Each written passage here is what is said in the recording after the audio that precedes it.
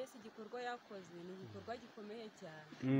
kuko ntuzi ko njyewe muntu ubu ntacyo niri kubasha gukora ngo mbashe kumva ntabona ijuru ahubwo Imana niyo yohereje umwana wayo kugira ngo agire icyo akora nanjye nimubona mubonemo duhane ubuzima bungana kuko nyine hari ibyo nageragezaga gukora nkabishakisha ngo nanabikore ariko sinumvaga nakumva mfite ayo mahoro nakora amashengesho y'iminsi 3 ariko nakigira numva mfite amahoro n'umunsi umwe nkumva Yesu aramutse aje uwo munota narimbuye ariko Imana burya ni inyemba basi kuko yari yo kubera ko yaravugaga umwana wanjye nzamucungura noneho nanareba nyine nkabona se Imana koko cyakora igira impuhwe kuko nanjye ubwanjye iyo nirebagamo nabonaga itagira nimwe ngo imbabarire ariko kuko Imana nyine ireba ikabona umuntu navugaga ati umuntu akora ibyaha nyine akabikora ati ikintu umuntu apfa n'Imana ni ibyo umuntu yakoze ntago nari nzi ko icyaha umuntu ari icyo avukana kandi njye numvaga ngo Yesu yarapfuye noneho nareba filimi ya Yesu nkabari neye agahinda nkanababara ariko abantu bishe Yesu baramuhemukiye ati iyo bamureka koko ariko naje kubona ko kuba yarapfuye ari wo munezero wanjye ari nayo mahoro yanjye ubwo nyine nararebye nyine nizera Yesu ko kuba yarapfuye byari bikuyeho gupfa kurimbuka ryanjye naramwizeye iki gihano Kristo yahanwe ndababarirwa binyuze mu gikorwa Kristo yakoze kuko baravuga ngo amategeko ngo umuntu arayakora umuntu ngo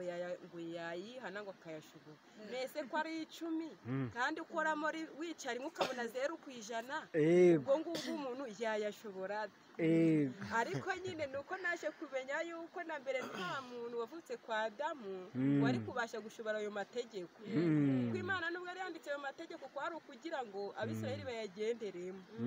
ariko noneho kugira ngo itwereke ayo mategeko yohereza umwana wayo kugira ngo we niyajeje kuyakura ubwo yajeje kuyakomeza kugira ngo tuyiboneremo tubone ko twari abanyabyaha bite tumena ko amategeko nta kintu yari amaze ahubwo ari ukwizera Yesu tukababarirwa nizeye Kristo nanjye naramwizeye numva ndanyuzwe ndanezerewe kuko itariki namwizereho naravuze ati ariko Mana cyakora utanga igihe ku gihe cyacyo ngo rena rigiye mbona umunezero mfite nkavuga ati nari nzi ko ndi Uwiteka kiriwo witeka nazanagaragara ese mwakagibana ngo kumuntu akora icyaha cy'ubusambanyi akabajije Imana w'Umwuka wera akaba ari uwo kurimbuka none nyine nkaba nabyibonyemo nabikoze umwana nkaba mufite uri ndi wa Satani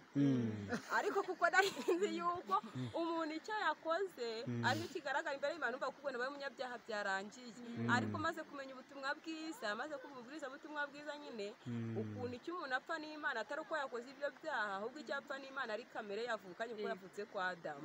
nizera Kristo ko igihano Kristo yahanwe ninjye wari kugihanwa kuko Imana ni yahanye Kristo mu kimbo cyanjye ngo nimwizera bihindikira Imana ahubwo nizeye Kristo mba ndababariwe kubera ko nabaye umukiranutsi bitavuye mu gikorwa cyanjye ahubwo byavuye mu gikorwa Kristo yakoze kugira ngo mbone amahoro nanjye rero mbishimiye Imana kubera yuko Imana niyo yangiriye impuhwe yohereza umwana wayo kugira ngo mbabarirwe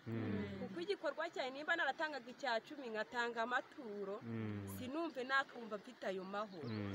nakoraga mu mashengesho nkayavamo nkasohoka ariko nagera hanze nkumva narimbuka kuko nawe ngo Yesu aramutse aje umunota narimbuka ariko maze kwizera Kristo nuko navuze ngo igihe cyose yaziraho n'abandi hose yagera kuko sinarimbuka kuko nabaye umukiranutsi kubera ko Kristo yari umukiranutsi none hajya mu mwanya wanjye w'umunyabyaha aramanirwa mwizeye mfata bwa bugingo bwa Kristo abari bwo mba mfite kuko yahaniwe ubunyabyaha bwanjye nanjye ndanezerwa nyine mbishimira Imana ubu meze neza ndi amahoro ku bwa Kristo kuko yankoreye igikorwa natari kubasha gukora nanjye ndabinezerewe mbishimiye Imana muri Kristo Yesu amen amen none simakire uri umukiranutsi ku kigero kingana gute umukiranutsi ku kigero kingana gute kuko urumva wari umunyabyaha kandi umunyabyaha bari ku kigero cya shitani kubera ko bari ku kigero cyo kurimbuka ubu uri umukiranutsi bingana gute uri umukiranutsi igihe cyose ku kigero urugero kubera ko nari umunyabyaha kuko watubwiye ko Kristo yaguhaye ibyo yari afite yaguhaye kwera. Mbese nshatse kukubaza, ubwo ushatse kutubwira ko wera nk'uko Imana yera? Nkuko Yesu ameze.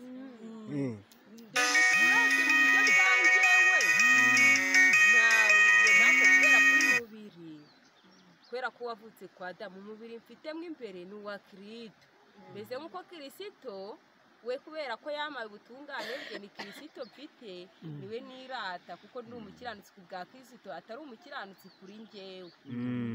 Ariko uko gukiranuka ufite kungana n'uko Imana cyangwa n'uko wa Kristo? Imana kubera yuko Kristo nimba yari umukiranutsi yujuje amategeko 100%, noneho agahanirwa ya zeru yanjye ku 100, nafashe bwa butungane bwa Kristo bwuzuye 100%, abari bwo nanjye mba mfite igihe cyose. Amen, amen.